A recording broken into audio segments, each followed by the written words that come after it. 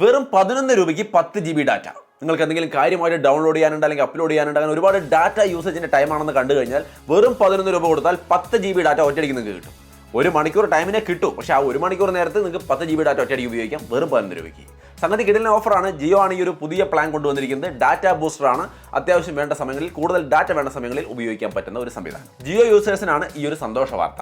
എന്തായാലും നമ്മുടെ ഇന്നത്തെ വീഡിയോ ഒരു ടെക് ന്യൂസ് ആണ്. ആദ്യത്തെ വാർത്തയാണ് ഈ പറഞ്ഞത്. ഇനി അടുത്തൊരു വാർത്ത എന്ന് പറയുന്നത് വിവോയാണ് ഇന്ത്യയിലെ top selling brand. IDC report വന്നിരിക്കുകയാണ്. നിങ്ങൾക്ക് ഇവിടെ കാണാം. വിവോ നമ്പർ 1 നിൽക്കുന്നു, നമ്പർ 2 ഓപ്പോ നിൽക്കുന്നു, പിന്നെയാണ് സാംസങ്, ആപ്പിളൊക്കെ കാണാനില്ല, അത്രയും ദൂരെയാണ്. സോ ഏറ്റവും ടോപ്പ് വിവോയും ഓപ്പോയും ഒക്കെയാണ്. വിവോ മുമ്പിൽ വന്നതിൽ അതിശയമൊന്നുമില്ല.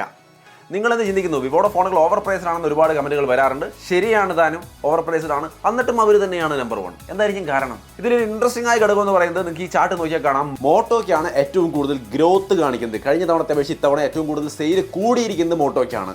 150% അടുത്താണ്. തീർച്ചയായിട്ടും അതിന് സംശയമൊന്നുമില്ല. ഏറ്റവും നല്ല നല്ല ഫോണുകൾ ഇറക്കിയും കൂടുതൽ ആൾക്കാർ അത് എടുക്കാനും തുടങ്ങിയിട്ടുണ്ട്. അവരുടെ സർവീസ് കൂടി ഒന്ന് നന്നാവുകയാണെങ്കിൽ തീർച്ചയായിട്ടും അടിപൊളിയായിട്ട് മോട്ടോ മുന്നേറി വരാനുള്ള സാധ്യതയുണ്ട്. അതേപോലെ തന്നെ മറ്റൊരു ബ്രാൻഡാണ് 100%-അധികം ഗ്രോത്ത് കാണിക്കുന്ന ഐക്യൂ. ഈ പറഞ്ഞ പോലെ തന്നെ ടോപ്പ് എക്സ്പീരിയൻസ് തരുന്ന ഫോണുകളാണ്, നല്ല സർവീസാണ് വിവോയുടെ. ഇനി അടുത്തൊരു വാർത്തയാണ് ജിയോ സ്റ്റാർ തരംഗമാകുമെന്നാണ് തോന്നുന്നത്. ജിയോ മുമ്പ് ജിയോയുടെ 5G ഒക്കെ ആയിട്ട് ജിയോ വന്ന സമയത്ത് തരംഗമായിരുന്നു. ഏറ്റവും ചീപ്പ് റേറ്റിന് ഡാറ്റ ഇഷ്ടം പോലെ കൊടുത്ത് ഇൻഡസ്ട്രിയിൽ തന്നെ ഒരു വിപ്ലവം സൃഷ്ടിച്ചു. ഇന്ന് ഇന്ത്യയിലെ ഏറ്റവും ബിഗ്ഗസ്റ്റ് പ്ലാറ്റ്ഫോമായി മാറാൻ പോവാണ് ജിയോ സ്റ്റാർ. ഡിസ്നി ഹോട്ട്സ്റ്റാർ നമുക്കറിയാം, ഹോട്ട്സ്റ്റാറും ജിയോയും മെർജാവുന്നു. ഇതിനകത്ത് നിങ്ങൾക്ക് HBO ഗെയിം ഓഫ് ത്രോൺ അടക്കം സകല സംവിധാനങ്ങളും എല്ലാ തരം കാര്യങ്ങളും ഇതിനകത്ത് ഉൾപ്പെടുന്നുണ്ട്. നെറ്റ്ഫ്ലിക്സ്, ആമസോൺ പ്രൈം, ഈ 2 ടീമാണ് ഇപ്പോൾ ടോപ്പിൽ നിൽക്കുന്നത്. ഹോട്ട്സ്റ്റാർ അവരുടെ അത്ര ഉണ്ടെന്ന് എനിക്ക് തോന്നുന്നില്ല, പക്ഷേ ഇവരെയും കടത്തിവെട്ടും ഈ ഒരു കൊളാബറേഷൻ അല്ലെങ്കിൽ ഒരു മെർജ് എന്ന് പറയുന്നത് ജിയോ ഹോട്ട്സ്റ്റാർ. ജിയോ സ്റ്റാറിൻ്റെ പ്രൈസിംഗ് ഒക്കെ വളരെ ഇൻട്രസ്റ്റിംഗ് ആണ്. ഇപ്പോഴേക്ക് എല്ലാ ഡീറ്റെയിൽസും നമുക്ക് കിട്ടിയിട്ടില്ല, എങ്കിലും കണ്ട വിവരങ്ങൾ അവിടെ നിങ്ങൾക്ക് സ്ക്രീനിൽ കാണാം. ഇതിൽ നമുക്ക് 59 രൂപയ്ക്ക് ഇവരുടെ SD പ്ലാനുകൾ സ്റ്റാർട്ട് ചെയ്യുന്നു എന്നുള്ളതാണ്. അതിൻ്റെ അപ്പോൾ 100 രൂപ വരെയുള്ള പ്ലാനുകളൊക്കെ കാണിക്കുന്നു. ഇത് OTT ഉൾപ്പെടാതെ ഉള്ള സംഭവമായിരിക്കും. എന്നാൽ പോലും നല്ലൊരു പ്രൈസിൽ ഇത് വരാൻ സാധ്യതയുണ്ട്.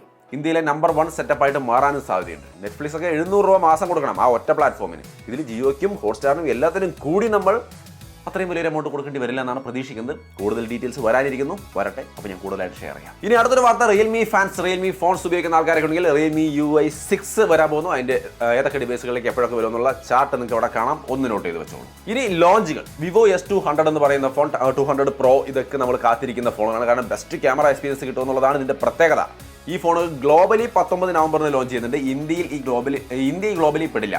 ഇന്ത്യയിലേക്ക് അടുത്ത മാസമാണ് വരിക, ഡിസംബറിൽ വരുമെന്നാണ് അറിയുന്നത്. S200 അപ്പോൾ ഡിസംബറിൽ പ്രതീക്ഷിക്കാം. ഇതിലാകെ ഒരു വ്യത്യാസം വരാൻ പോകുന്നത്, നമുക്ക് ചൈനയിൽ ഇറങ്ങിയ മിനിക്ക് ഭയങ്കര ഫാൻസ് ഉണ്ട്. അതായത് ഇതിൻ്റെ S200 സീരീസിൽ ഒരു മിനി വെർഷൻ ഉണ്ട്, അത് എല്ലാവർക്കും ഇഷ്ടപ്പെട്ടു എന്ന് പറയുന്നുണ്ട്. പക്ഷേ അത് ഇന്ത്യയിൽ വരില്ല. ഇന്ത്യയിൽ 200 Proയും മാത്രമേ വരുള്ളൂ. അതൊരു സാഡ് ന്യൂസ് ആണ്. ആ മിനിയും കൂടി ഇങ്ങോട്ട് വരായിരുന്നു.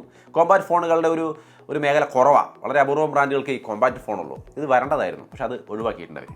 ഈ S200 ഡിസംബറിലാണ് ഇവന്റ് വരാൻ പോകുന്നത്. ഞാൻ പോകുന്നുണ്ട്, അതിൻ്റെ ഡീറ്റെയിൽസ് നമ്മൾ അപ്പോൾ ഷെയർ ചെയ്യും. അതിനേക്കാൾ ഉപരി IQ 13 ഒരുപാട് കാര്യങ്ങൾ ആൾക്കാർ ചോദിക്കുന്നുണ്ട്. 13 ഡിസംബറിലാണ് ലോഞ്ച്, ഡിസംബർ 3-നാണ്. പക്ഷേ എങ്കിൽ പോലും നാളെ നമ്മൾ ദുബായിൽ പോകുന്നുണ്ട്. ദുബായിൽ അതിൻ്റെ നമുക്ക് നാളെ ഫോൺ അവിടെ വെച്ച് നമ്മുടെ കയ്യിൽ കിട്ടും. ഒരുപാട് വിവരങ്ങൾ നമ്മൾ നാളെ നമ്മുടെ സോഷ്യൽ മീഡിയാസിലൂടെ ഷെയർ ചെയ്യും. യൂട്യൂബ്, ഇൻസ്റ്റാഗ്രാം, ട്വിറ്റർ, ഫേസ്ബുക്ക് എല്ലാം ഫോളോ ചെയ്ത് വെച്ചോ. ഫുൾ ഡീറ്റെയിൽസ് ഫുൾ എക്സ്പീരിയൻസ് നമ്മൾ ഷെയർ ചെയ്യാൻ പോവാണ് നാളെ വൈകിട്ട് തൊട്ട് മിക്കവാറും എല്ലാ പോസ്റ്റുകളും ഞാൻ ഷെയർ ചെയ്യും. മിക്കവാറും നാളെ വൈകിട്ട് കൈ കിട്ടും.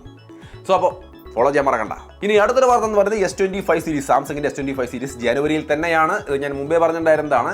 എൻ്റെ ഇടയ്ക്ക് പല മാറ്റങ്ങൾ, അങ്ങനെ ലീക്ക്, അങ്ങനെയൊക്കെ മാറിയൊക്കെ വരുന്നുണ്ടായിരുന്നു. ബട്ട് സ്റ്റിൽ S25 സീരീസ് വന്നിട്ട് 22-ാം തീയതി, ജനുവരി 22-ാം തീയതി എന്നാണ് ഇപ്പോൾ കേൾക്കുന്നത്. ഡേറ്റ് മാറുന്നുണ്ട്. 5-ാം തീയതി എന്ന് കേട്ടു, 15-ാം തീയതി എന്ന് കേട്ടു, 22 കേട്ടു, ഇപ്പോൾ 22-ലാണ് നിൽക്കുന്നത്. സോ കൃത്യമായ ഒഫീഷ്യൽ വിവരങ്ങളൊന്നുമില്ല, ലീക്കാണ്. ഒരു നല്ല കാര്യം കേട്ടത്, സ്നാപ്ഡ്രാഗൺ 8 പ്രോസസർ തന്നെ ആയിരിക്കും ഈ 3 ഫോണുകളിൽ ഒന്നാണ്, ഈ സീരീസിലെ മൊത്തം ഫോണുകളിൽ. അതൊരു നല്ല വാർത്തയാണ്. ഇനി 2 കോമ്പറ്റീഷൻ ഐറ്റംസ് ലോഞ്ച് ചെയ്യാൻ പോകുന്നുണ്ട്. ഓൾറെഡി ചൈനയിലാണ് ലോഞ്ച് ചെയ്യാൻ പോകുന്നത്. ഒന്ന് IQ Neo 10 എന്ന് പറയുന്ന സംഭവം. IQ Neo 9 Pro നമുക്കറിയാം, അതിൻ്റെ 10 Pro വെർഷൻ ലോഞ്ച് ചെയ്യാൻ പോവാണ്. ഡിസൈൻ ലീക്ക് അല്ല, ഒഫീഷ്യലായിട്ട് തന്നെ ചൈന സൈറ്റുകളിൽ വന്നിട്ടുണ്ട്. ഇതാണ് ഈ കാണുന്നതാണ് സംഭവം. സോ അപ്പോൾ ഇത് വന്നിട്ട് സ്നാപ്ഡ്രാഗൺ 8 Gen 3 100 വാട്ടിൻ്റെ ചാർജിങ് 6000 mAh ബാറ്ററി എന്ന് പറഞ്ഞിട്ട് അടിപൊളി സെറ്റപ്പ്. 35-40 ഇടയ്ക്ക് പ്രൈസും വരും. ഇത് നോർമലി നമ്മൾ കണ്ടതാണ് Neo 9 Proയിൽ. ആ റേഞ്ചിൽ തന്നെ കിടിലൻ സെറ്റപ്പിൽ ഇത് വരും. ഇതിൻ്റെ കോമ്പറ്റീഷനായ പോക്കോ F7 ലോഞ്ച് ചെയ്യുന്നുണ്ട്.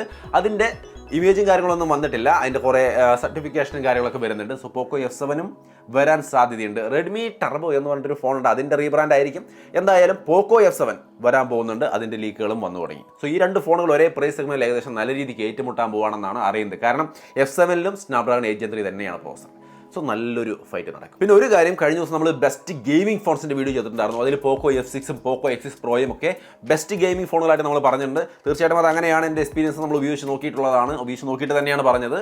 പക്ഷേ ചില സുഹൃത്തുക്കളുടെ കമന്റ് ഉണ്ടായിരുന്നു, ആദ്യ കുറച്ച് സമയങ്ങളിൽ ഗംഭീരമായിരിക്കുമെങ്കിലും പിന്നീട് പെർഫോമൻസിൽ കാര്യമായ വീഴ്ച വരുന്നുണ്ട് എന്നുള്ള കമന്റുകൾ നമ്മൾ കണ്ടു.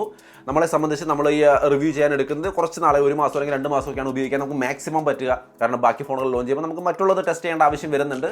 അപ്പോൾ അങ്ങനെ വരുമ്പോൾ നമുക്ക് തുടർച്ചയായിട്ട് ഉപയോഗിച്ച ഒരു എക്സ്പീരിയൻസ് ഷെയർ ചെയ്യാൻ ബുദ്ധിമുട്ടാണ്. സോ കമൻറ്റ് ഞാൻ പല വീഡിയോകളിലും പറയാറുണ്ട്, കമൻറ്റ് കൂടി നോക്കൂ എന്ന്. ഈ കാര്യത്തിലും കമൻറ്റ് കൂടി നോക്കൂ.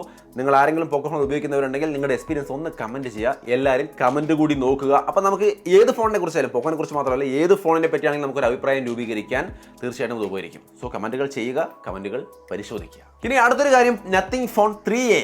ഈ ഫോണിൻ്റെ ഡിസൈൻ എന്ന് പറഞ്ഞുകൊണ്ടൊരു സംഭവം വരുന്നുണ്ട്, നിങ്ങൾക്ക് ഇവിടെ കാണാം. അവരുടെ കമ്മ്യൂണിറ്റി തന്നെ കണ്ടതാണ്. ഇതായിരിക്കാം ഏറെക്കുറെ ഡിസൈൻ എന്ന് പറയുന്നു. ഒഫീഷ്യലൊന്നും അല്ല കേട്ടോ, ലീക്കാണ്. ഇതൊന്നും ആവാനുള്ള സാധ്യതയില്ല. കാരണം ഇതിൽ ബട്ടൺസ് ഒന്നും കാണാനില്ല. ഈ പവർ ബട്ടൺ അവിടെയൊക്കെ ഒരു ചിഹ്നം മാത്രമേ ഉള്ളൂ. നമ്മൾ സെൻസിറ്റീവ് ആണെന്ന് തോന്നുന്നു. അവിടെയൊക്കെ സെൻസിറ്റീവ് ഏരിയകൾ അങ്ങനെ ടച്ച് ചെയ്ത് വർക്ക് ചെയ്യിപ്പിക്കുന്ന തരത്തിൽ ബട്ടൺസ് അല്ല. സോ അപ്പോൾ ഇത് സാധ്യതയില്ല.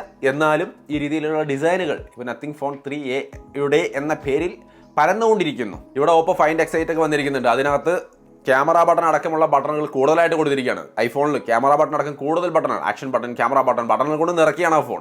ഇവർ എല്ലാ ബട്ടണും ഒഴിവാക്കാൻ ശ്രമിക്കുന്നതായിട്ടാണ് ഈ ഇമേജുകൾ കാണുമ്പോൾ തോന്നുന്നത്.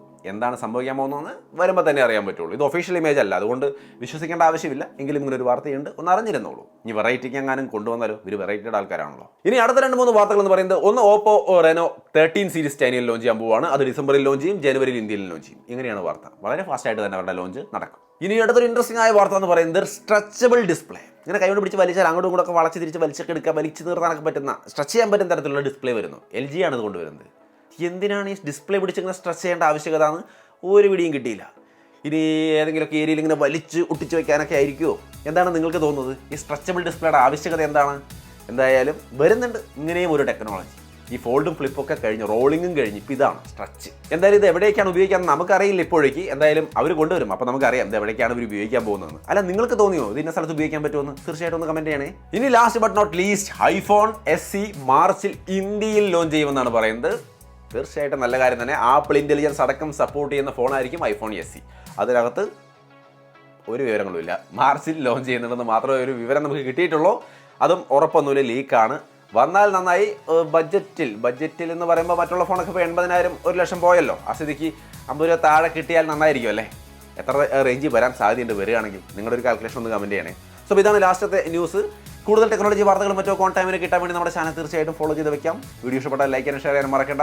വീണ്ടും ഒരു വീഡിയോയിൽ കാണാം.